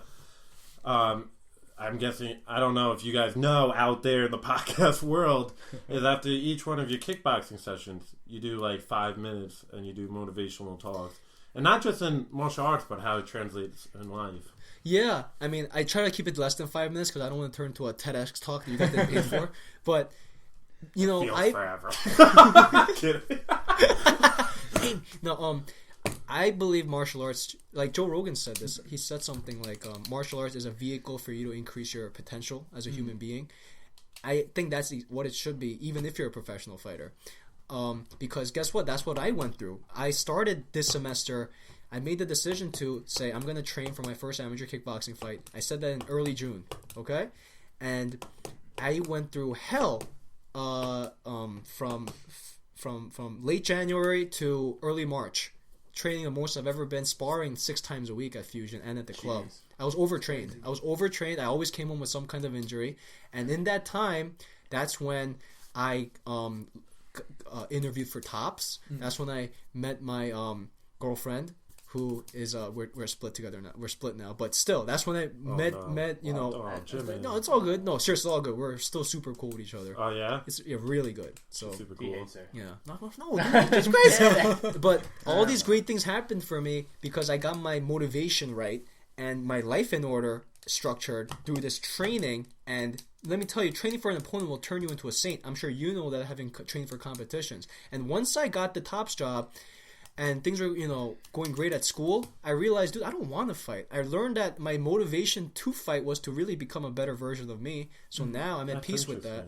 And guess what? My full-time work day at Top starts June 6th. I was planning on fighting in June. So, I mean, logistically, it doesn't work out. And I'm not motivated to do it. My coaches at Fusion are super supportive of that. And they're very proud of what I've accomplished. So I love them for being that way, because some gyms aren't like that. It's interesting you say that, because I like doing tournaments because I know it'll make me train, because sometimes, I don't know about you, but like going to jiu-jitsu every day can get tiring when you're like, I'd rather watch TV. Like, I'll go to jiu-jitsu tomorrow. I'll do this and then tomorrow. The bad habits start. And then, bad habits. But then you're like, oh, I'll look stupid at this fight unless I train today.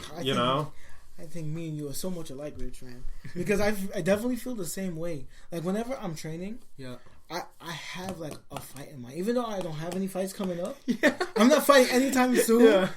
But, like, when I'm training, I'm like, I better do this right. I better put in the work because I don't want to get my... I don't want to be that guy who just talks about it and then doesn't show up. Yeah. But I also don't get crazy with my training. Like, when I say I'm doing, like, a tournament or I want to do... Or someone at the gym who's just better than me. And I'm like, well, I want to be at his level. Because, you start at white belt and everyone kicks the shit out of you, So you're like, I want to be at this level.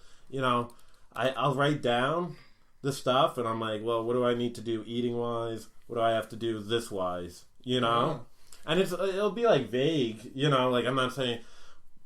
But I'll be like nutrition, or I gotta like go at least 5 days a week, and I gotta lift weights 5 days a week, and I gotta at least run 2 or 3 times, whatever it is, But I also make a point not to take it too crazy, to have balance in my life, because you don't want to overtrain, like you were talking about. Like, if my body's feeling like shit every day, one day, sometimes you gotta push through when you're feeling shit. But like a lot of times, like if I feel like really hurt, I'll just take that day off. Oh, yeah. Because. The biggest thing is just being healthy, showing up to a fight, Exactly. It's a bare minimum. I mean, that's the thing, though. Recovery is work. People don't understand that. Recovery isn't just chilling. That's when you build the muscle. That's, when your body recovers, It's not when you're training. That's what I think of a lot. Do you know what about you? Anything about Jack Danaher? John Danaher, the British guy? Why does he Jack? What the fuck is wrong with him? Is he British? Yeah, he's British. That part I don't know. But do you know like his take on like workouts and how he takes them in like 5 days? Oh, you told me about this, right? I love it, and it's been helping me massive. He puts it as like, I'm always gonna have one great day. Like one of the 5 days, it's gonna be my fucking day in training. I'm gonna tap everybody out. I'm gonna have a great fucking day. I'm gonna be on top. 3 days, I'm just showing up. I'm getting it done. It might not be a bad day. It might not be a great day, but I'm there. I'm doing it. I'm putting the work in. Not that. Not you're just going through the motions of it, but just like, like they're just average okay days. And he's like, I know 1 out of those 5 days is going to be my shit day. That's going to be the day where I don't want to go, and I'm going to force myself to go, and I'm going to accept the fact, maybe I'm on bottom this time, maybe I'm not getting the submission, maybe I can't finish it, and I'm just going to take it, okay, that's my bad day. That means, I've got... That's a really good thing. So you mentally don't defeat yourself. Some days you just get... Everyone, it's just not working out for you, and you feel like you're trash. Yeah. So once you told me that actually helped. I was like, well, this is my shit day. Yeah, it's exactly. 5 days in a row. So diarrhea, son. Mudslide, bitch. So maybe next week will be great days. I was like, I have to do bunch of alcohol the weekend. I'll forget this week. I'll start again. So what's the 5th day, the last one? The 5th day is the shit day. So you've got your one great day, your 3 like you get through it days, and you've got your one like shit day. And that's just like yesterday. Went to the gym super fucking late. It was after work. I was tired. I was shot. I went to squat. I just wasn't hitting the right depth. My back was feeling funny, and I was just like, fuck it. Earlier in the week I had fucking great leg day. Everything was feeling great. Fucking killed my hamstrings after. Did everything. But instead of just like trying to force myself to go through it. Like, I was just like, all right, squatting's not working right now. We'll do leg press. We'll do a bunch of other shit, whatever. And we'll make sure we get cardio in at the end. We'll still make something of the day. But, I'm not going to turn this into, like, fuck, everything's over. It's just like, what? It's my shitty day. It happens. Just move on. I'm still here. I'm still putting in the work. Martial arts, gave me discipline. Because I'm very undisciplined, Like, when I can be so lazy. Like, I watch Netflix all day. Nice. Like, all day. Like, non-stop. Let's go down and get something to eat. Go to the store and get some jiu-jitsu, it gave me some kind of structure. I don't know. Do you feel like you got more discipline from it? About that? Or maybe not. I think jiu-jitsu did give me not jiu-jitsu. I'm saying jiu-jitsu. You've lost him to the dark side. God damn it! Actually, I was into jiu-jitsu before I got into kickboxing. You didn't look bad when you rolled with us, man. Like, you had a feel for it, Like, it was still... You could tell, like, you don't do it that much, but you had a feel, You knew what was going on. You didn't freak out in any position. Yeah, you didn't freak out. That's true. Yep. Yeah. So, let me talk about that first. So, when I was in high school, right? That's when I really got into, like, MMA. Yeah. Remember the show, Human Weapon, was it? On the History Channel. That was like one of the first things that really got me into martial arts. And then one of the segments was on jiu-jitsu. And then when I was in high school, I used to get bullied a lot, and I used to get into a lot of fights. And then we used to everybody in school was getting into MMA as well. Yeah. So we had this like quote unquote fight club, and not much people knew about jiu-jitsu. So whenever like we had like a little like MMA fights, I would just take them to the ground and just pull the armbar. They would just Ronda Rousey style. The black horse crazy. I would just legit pull guard every time, and then just swing my left leg around and get them in the armbar. And I used to do that over and over again, right? And then once I hit college, right, and I wanted to do MMA at first. So when I went to ITC, I said to myself, hey, let me get into a kickboxing match first. Then afterwards, I'll practice jiu-jitsu. Yo, Rico, we are so alike on so many levels. Because I started MMA too, remember?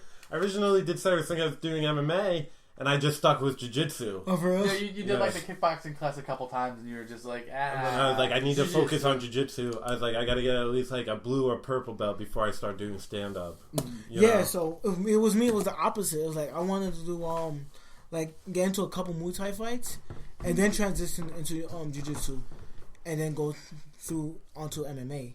Yeah. However, the fights never came, so I just kept training kickboxing over and over and over again. Will you ever do a fight?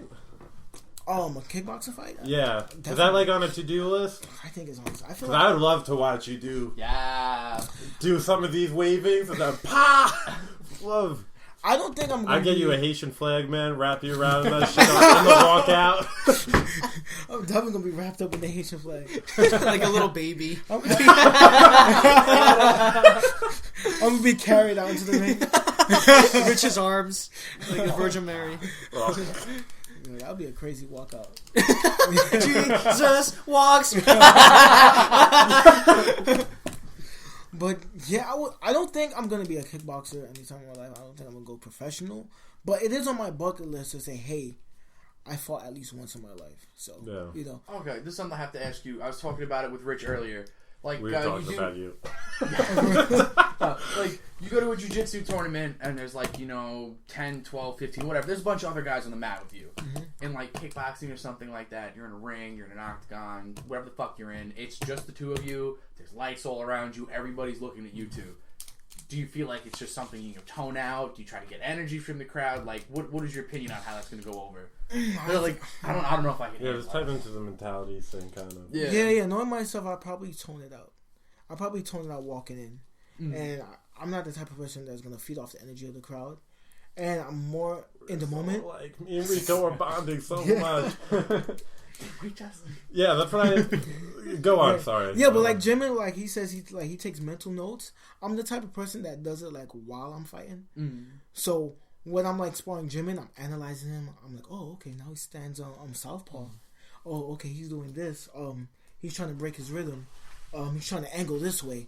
So I do it while I'm sparring. I'm doing it while I'm fighting, and I'm pretty sure that I will do the same thing while I'm fighting somebody in the kickboxing match. Okay. Granted that the person doesn't knock me out the first round. Because I tell Josh all the time, like before a match, I clear everything out. I don't pump myself up. I don't calm myself down. You don't even really warm up. I don't even warm up. I don't warm up before a match. Like I don't stretch. I don't do anything. I just let myself feel whatever I'm feeling. Like I go completely blank. Like if I'm feeling terrified, like I'm gonna die. That's what I do. Like that one match, I was like, Josh, talk to me, because I felt like the guy was going to choke me out. I don't know why. I was looking at him and I was like, oh, I'm going unconscious. I just let myself feel whatever I feel. And I know Josh, on the other hand, you got the metal going. You're like the first jiu-jitsu tournament, I took Josh in a hallway. And he just started hitting me and screaming. And I was like, let's get the fuck out there. No, you shoved me first. I shoved him. Because Josh was like, Josh needs to be pumped up. And like the first match, he was kind of like toned down, He was like, I'm like, this isn't Josh. So I was like, yo, Josh, come in the hallway. And I just shove him into the wall. I was like, let's fucking go. And he's like, and this guy's trying to find the bathrooms. Do you remember behind us? And we're just shoving each other. You know, it's all different. And you're more like a Josh. Like, whenever I see you, you're like, "Wah!" You know, like, you're very more aggressive. Now, I used to get super amped up and maybe even angry at the guy, but now... I feel like I have to tone it back. Like, I feel like it's easier to go in, like, calm. You know, yeah, I mean, there were, you know, in Fusion, there was a guy there who had a fight coming up in a few weeks, and we would do hard sparring to prep this guy for the fight. So when we were in the ring, we would just cycle in and out, have this one guy spar, multiple people, fresh guys come in. But the times I was sparring this guy, it was to my head, it was playing out like a fight, like the intensity, how hard it was, the headgear. So what I realized about myself is in that position, I don't necessarily get angry, I get super smug. So he would hit me, and I would like literally like smile at his face and just hit him with something back harder. I would like I would openly mock you because I actually because I realize I can take your best shots. So I like sadistically, smugly, cockily laugh and like smile at your face, and then I like, yo, the best I have is not enough. Like, he's just eating it. Yeah, but there have been times where a guy does land something cleanly, and the smile turns into like a upside down frowny face. Sometimes you just gotta bite that on the mouth. Gotta be like, well, here we go. Yeah, I mean that has happened. So I got a bloody nose one time, and I realized that those are some hard shots. And then the next round, my mind went back into that sick fuck mode, and then I did much better. So then it's interesting because, you know, there's like the term slick looking fighters, like a Mayweather, who it looks like whatever you do on them, he's just gonna just literally dust the dirt off his shoulders. Like, and Ben Henderson does the same thing, playing with his hair and everything. With the toothpick in the mouth. Yeah. So I guess that's this kind of approach I go for. It helps boost my confidence, and actually consequently looks better to the judges. But then instead of being like slick about it, I'm kind of like grimy about that shit. You know? Yeah. So I just like yeah. I wanted to see. Josh I love it. You know. I want to ask you guys, what do you think of weight cutting now that they're changing the weight cutting in the UFC? Do you want to explain what the new thing in the UFC you read about it, right? Are they cutting? Okay, can you tell me about it? The week before, like the week when you check in, they want you to be within 8% of fight weight. Some guy worked it out. I'm gonna fail to do the math now because I don't know the fucking percents, but it was something like if you're fighting at 155, you could be like 160. Let's say 4. Maybe it was 8 for some reason. 8 sticking out in my head. But what one fighter was going on about was pretty much that this isn't going to stop weight cutting. It's going to make 2 weight cuts. This means I'm going to dehydrate myself, and then I'm going to have a week to, you know, like get rehydrated, and I'm going to dehydrate myself again right before the fight, which is clearly not what the aim is. So, could you just explain that one more time? This rule set they're changing. Okay, so if you're fighting at 155, so you know how you just weight cut? Yeah. You know, like. Now, a week before the fight, whatever weight you're at that fight, you have to be within 8% on fight day. Yeah. Like, on not fight day, I mean, the weigh-in the night before, you know? So you can't, like, just lose, you know, 30 pounds, you know, in one day. You have to be within your regular body weight. That way you're not dehydrated. So the idea is you're only losing something along of like a pound, I guess, a day, because it's going to be about a week. Along those lines, I wanted to know obviously. what you guys think, because in wrestling and stuff, weight cutting is huge. Right. You Part of the know? culture. But is it as big in kickboxing and Muay Thai? Because I hear it's like unhealthy for your brain, because when you dehydrate that much, you're also dehydrating your brain, and then it takes, 3 days to replenish? So if you get knocked out, it's a lot. It's worse. It's worse. So I don't know. Is Muay Thai? Is there a weight cutting problem? Oh, I think in Thailand, I don't know if it's a big deal because the fighters have such a smaller frame. I was gonna say they're all like same length. But it's harder for skinny guys to lose weight, though. Yeah, that's true. That's actually all the deaths in boxing. Well, not all this. Most of the deaths in boxing come in the lighter weight divisions. Really? Because the chubbier guys, they can pack on weight because they have more room to work with because it's the heavyweights. So I think in boxing, weight cutting I don't think is as big of an issue because there's so many weight divisions. Yeah. Oh yeah, there's so much more. Right. So literally, if you don't want to cut the 3 pounds, you just fight up at super bantamweight instead of regular bantamweight. Super bantamweight. You know, that's actually a thing. You know, and also I heard also from my friend Mike, who trained with us at the kickboxing club. He's getting ready for his first amateur boxing fight this summer. He's hoping to fight, and he said that he thinks boxers don't cut as much because they want to preserve speed and timing and cardio, is unlike MMA where there's so much grappling and weight you have to impose on your opponent involved. They feel like that size advantage actually is not that important in boxing. I know Floyd Mayweather. I don't think he makes that tough of a cut, and he beats someone who's much bigger than him, Canelo Alvarez, in a boxing match. He used his speed, agility, and timing. Mm-hmm. So I think it's just that's what I think. Yeah, because in the UFC the weight differences are so much. Like middleweight is 185. And then light heavyweight is 205, the next one up, and that's a 20-pound difference. Yeah. You don't get that in boxing. But do you think it would water down the UFC if they added more weight divisions?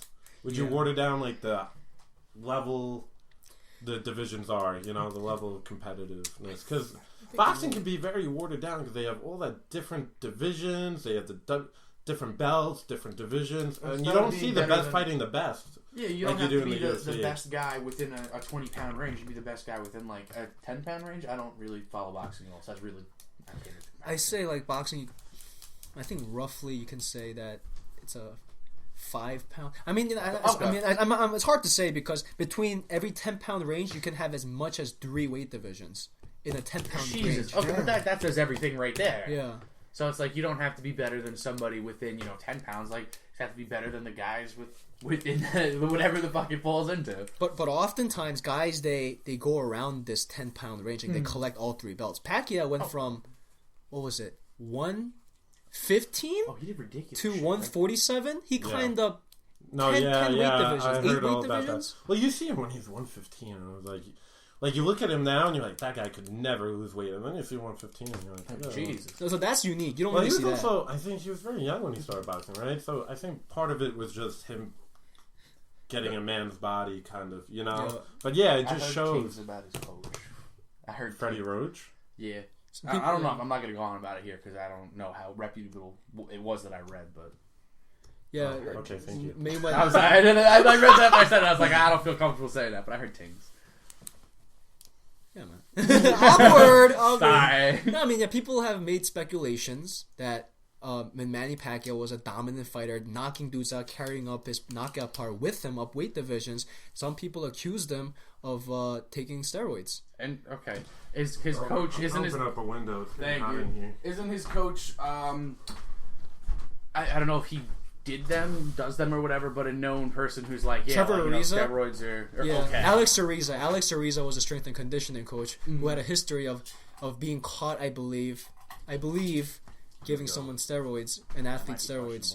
Yeah, okay, that was one of those things. It's like he just jumped up 10. Noise? Yeah, I think and jumping up 10 weight classes. Although after learning that the weight classes aren't that that far apart, but when you hear somebody jumps up 10 weight classes, you're like, holy shit! But you find out it's only like 30 pounds. It's a lot more understandable.